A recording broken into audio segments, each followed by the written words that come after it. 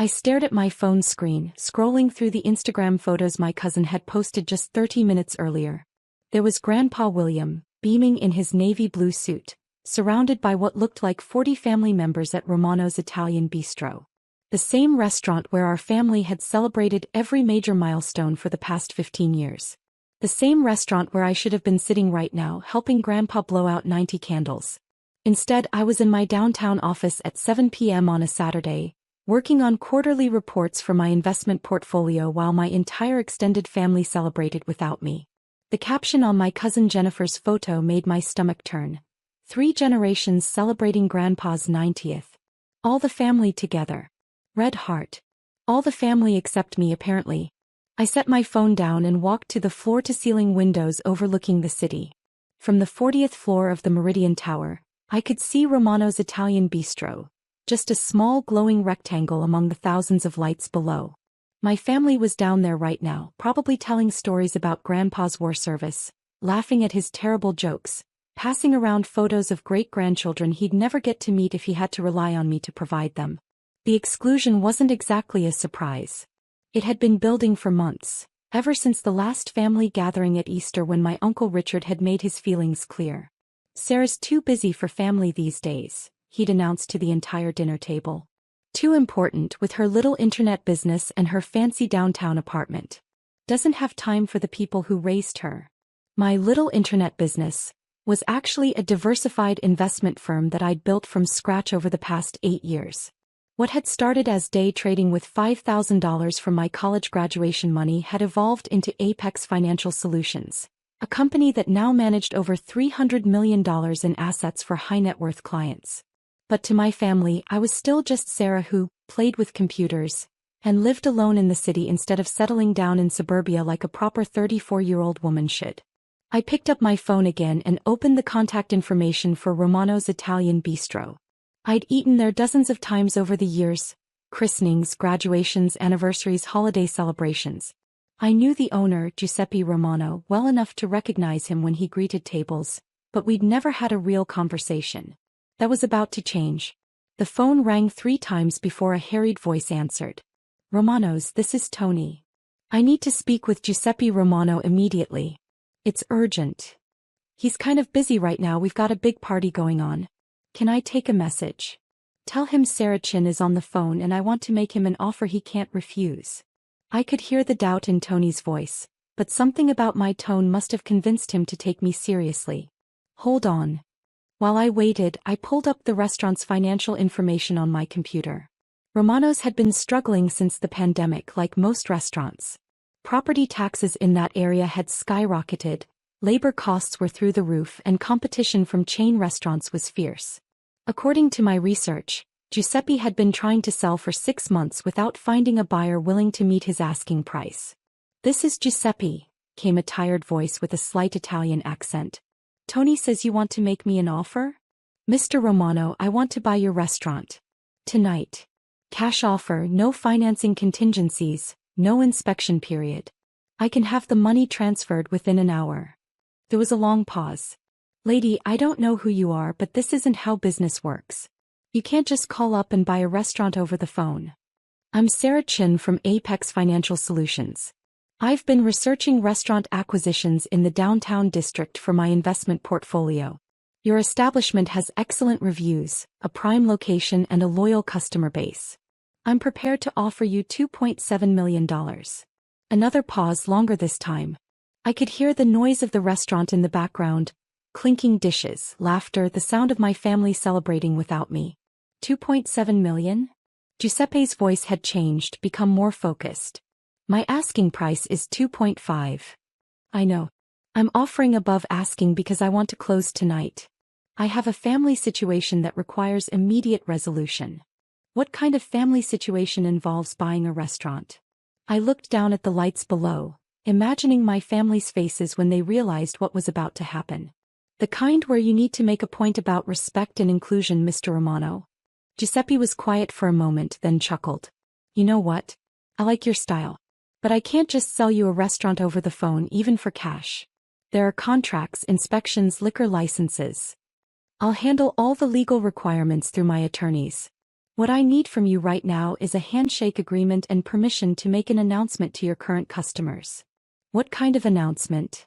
I smiled, finally feeling like I had some control over this situation. The kind that's going to make my family very uncomfortable. 20 minutes later, I was walking through the front door of Romano's Italian Bistro, my attorney David Kim beside me with a briefcase full of preliminary purchase agreements. The restaurant was packed, warm lights spilling from table lamps and candles creating the cozy atmosphere that had made it a family favorite for so many years.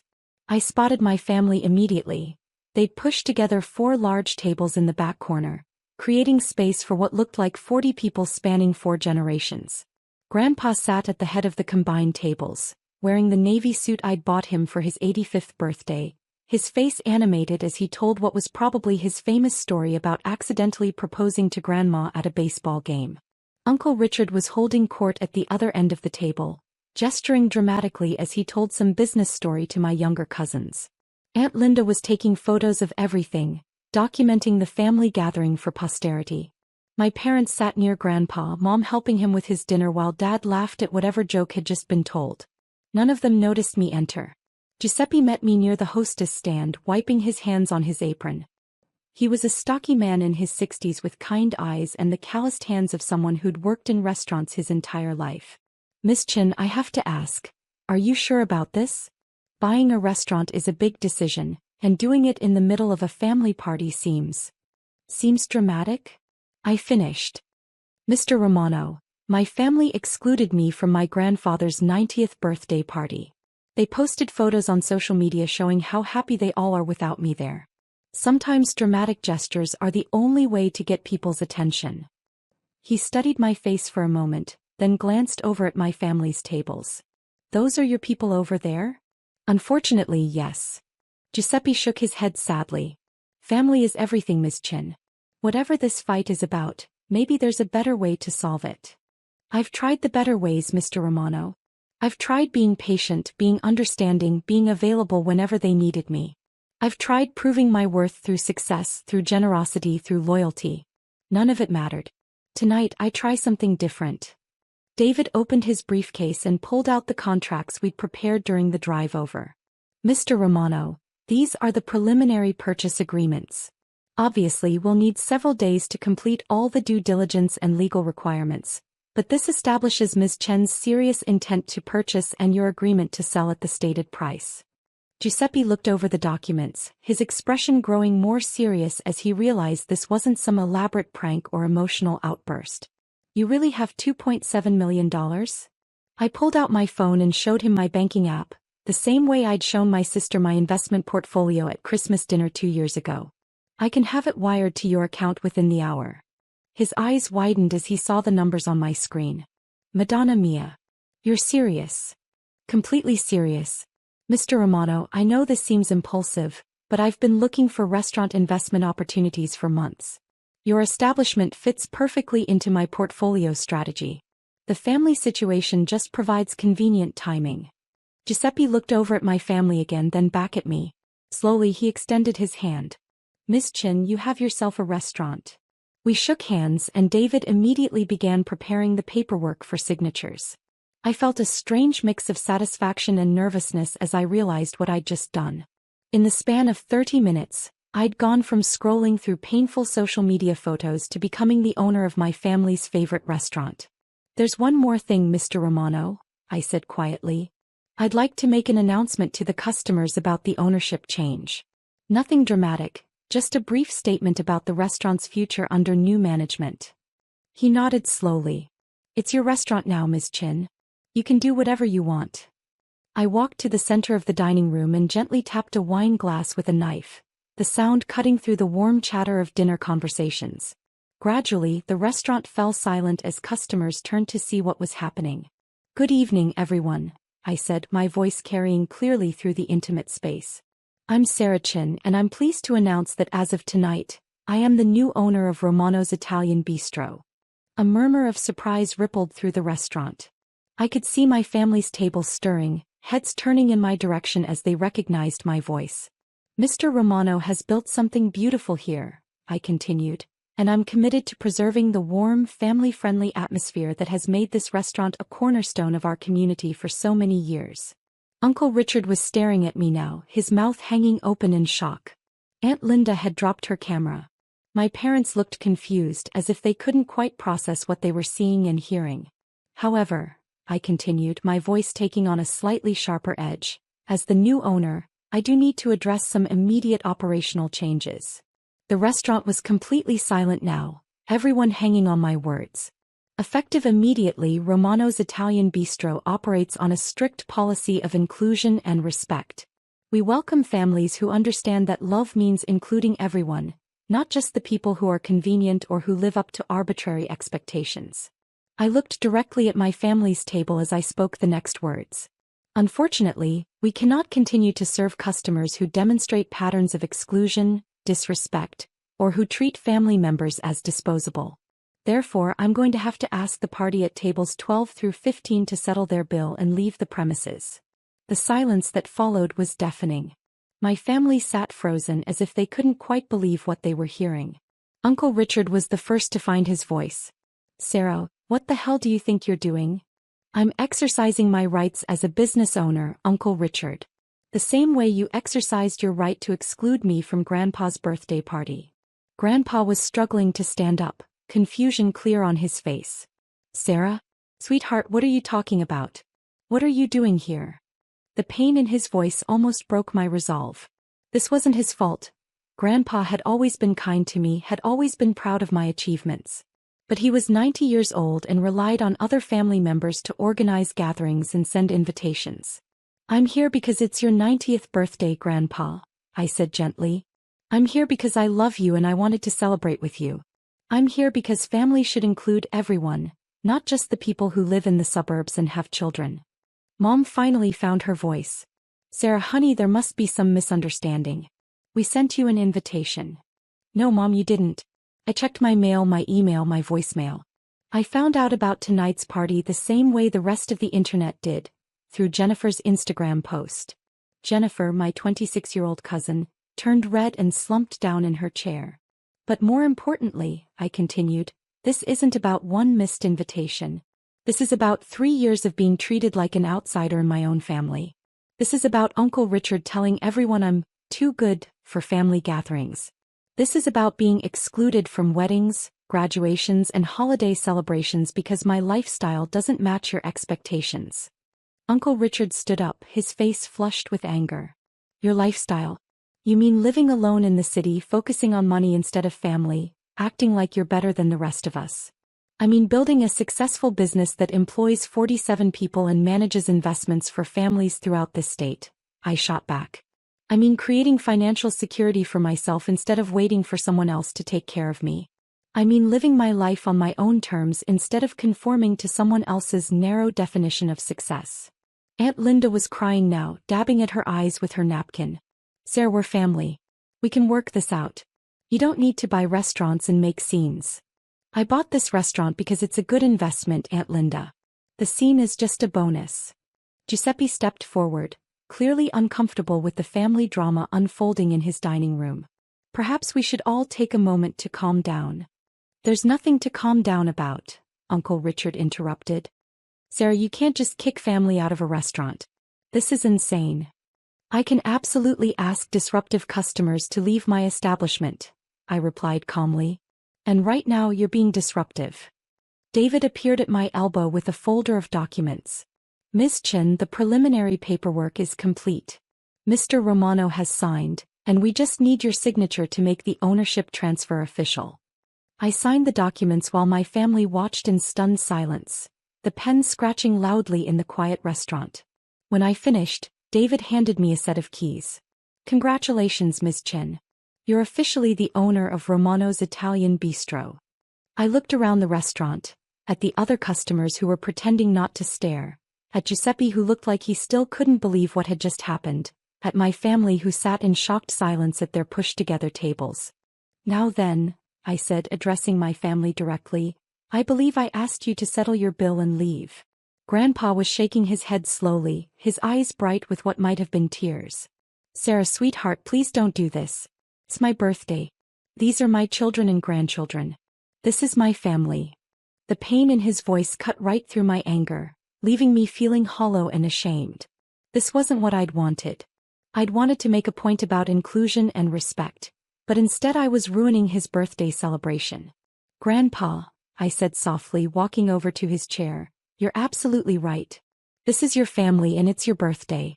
I'm sorry for disrupting your celebration. I knelt down beside his chair, taking his weathered hands in mine. What if we made a deal? What if everyone who wants to stay and celebrate with you can stay, but we all agree to some new rules about how we treat each other? His eyes brightened slightly. What kind of rules, sweetheart? I stood up and addressed the table but kept my voice gentle. The rules are simple. We treat each other with respect. We include everyone in family gatherings. We celebrate each other's successes instead of tearing them down. And we remember that family means showing up for each other, even when it's inconvenient. Uncle Richard was still standing, his arms crossed defiantly. And if we don't agree to your rules? Then you're free to leave and celebrate somewhere else, I said. But Grandpa stays here because it's his birthday and he deserves to spend it surrounded by people who love him.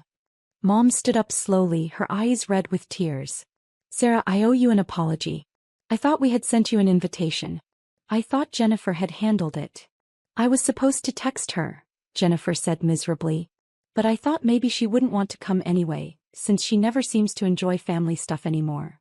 I don't enjoy family stuff because I'm constantly being judged and criticized, I said. But I love Grandpa and I love most of you even when you drive me crazy. Dad finally spoke up. Sarah, what you've done tonight, buying this restaurant, making this dramatic gesture, it's going to be a family story for generations. Good or bad? I asked. He smiled for the first time that evening. That depends on how we handle the next few minutes. Giuseppe stepped forward again. Miss Chin, if I may suggest something? Perhaps your family could continue their celebration as planned, and we could discuss the operational transition tomorrow? I think your grandfather would appreciate some normalcy on his birthday. I looked around the table at my family members, trying to gauge their reactions. Most of them looked shocked and slightly afraid, as if they were still processing what had just happened. But a few were beginning to show signs of curiosity, even amusement. My cousin Mark, Uncle Richard's youngest son, started laughing. Aunt Sarah, you just bought an entire restaurant to crash Grandpa's birthday party. That's either completely insane or absolutely brilliant. Probably both, I admitted. Uncle Richard sat back down heavily, shaking his head. I still think you're out of your mind. But I have to admit I'm impressed. How did you even have $2.7 million available on a Saturday night? I have good accountants and a diversified investment portfolio, I said. Also, I live below my means instead of spending everything I earn on status symbols. The barb hit its target, but Uncle Richard just nodded ruefully. Point taken. Grandpa was looking up at me with something that might have been pride. Sarah, sweetheart, sit down and tell me about this business of yours. Giuseppe, bring my granddaughter a chair and a plate of your best pasta. As I settled in next to Grandpa, Giuseppe bustling around to set a place for me, I realized that my dramatic gesture had accomplished something I hadn't expected. For the first time in years, my family was genuinely curious about my life, asking real questions instead of making assumptions. Over the next hour, as we shared Grandpa's birthday cake and Giuseppe brought out champagne to celebrate the restaurant's change of ownership, I found myself explaining my business in detail. Not defensively the way I usually did at family gatherings, but with enthusiasm and pride. So you manage money for other people? My cousin Jennifer asked. Like they just give you their savings and trust you to invest it? It's a little more complicated than that, I said. But essentially yes. I help families plan for retirement, save for their children's education, build wealth for the future. It's not that different from what Grandpa did when he started his construction company. I just work with different tools. Grandpa squeezed my hand. Your grandmother would be so proud, sweetheart. She always said you had a head for numbers. As the evening wound down and family members began to leave, Uncle Richard approached me with something that looked like an apology in his eyes. Sarah, I owe you an acknowledgement, he said quietly. I've been treating you badly and it wasn't fair. I was threatened by your success, I think. Worried that you were judging the rest of us for choosing more traditional paths. I wasn't judging, Uncle Richard. I was just trying to find my own way. I know that now. And what you've built, this business, this success, it's impressive. I'm sorry I couldn't see that before. As the restaurant emptied and Giuseppe began closing procedures, I found myself alone with Grandpa while the rest of the family gathered their coats and purses. Did I ruin your birthday? I asked quietly. He chuckled, his eyes twinkling with mischief. Sweetheart, you made it the most memorable 90th birthday party in family history. 50 years from now, people will still be telling the story about the night Sarah bought Romano's to crash my birthday party. Are you okay with me owning the restaurant? I know it's been your family's special place for a long time. Sarah, family isn't about places, it's about people. As long as you keep making good pasta and treating customers like family, I think Giuseppe's legacy will be in good hands. As I drove home that night, the keys to Romano's Italian bistro in my purse and a signed contract making me the owner of my family's favorite restaurant, I reflected on what I'd accomplished. I'd made my point about inclusion and respect, but more importantly, I'd opened a door to better relationships with my family. The next morning, my phone rang with calls from family members who wanted to apologize, to understand my business better, to plan future gatherings that included everyone. Uncle Richard called to ask for investment advice. Aunt Linda called to see if I needed help managing the restaurant. Jennifer called to ask if she could work part-time as a hostess while finishing her marketing degree. But the best call came from Grandpa. Sarah, sweetheart, I was thinking about what you said last night about family meaning showing up for each other. I want you to know that you've been showing up for me for years, even when the rest of them couldn't see it. The birthday cards, the visits, the way you remember stories I tell you, that's what family really means. Thanks, Grandpa. That means everything to me. Now about this restaurant of yours. Giuseppe tells me you're planning to keep all the recipes the same but modernize the business operations. That sounds smart. But I have one request. Anything. Keep the family table in the back corner. And make sure there's always room for everyone, even when they don't deserve it. I smiled, looking out my office window toward the small glowing rectangle that was now my restaurant. I promise, Grandpa. There will always be room for family. Sometimes the most expensive purchases aren't about acquiring assets. They're about acquiring respect, understanding, and the opportunity to rebuild relationships on better terms. Romano's Italian Bistro cost me $2.7 million, but it bought me something priceless. A seat at my own family's table.